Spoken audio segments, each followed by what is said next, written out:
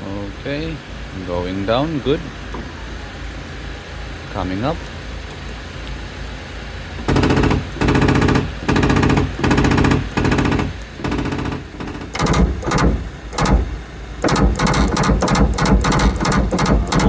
That's why it's not closing.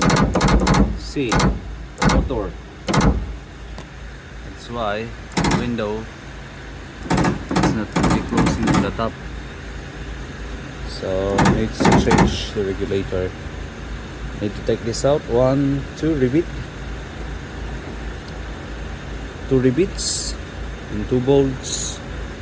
And you can take the regulator off. And the rest you can take it off. So here is the window now. Goes up without any noise after changing the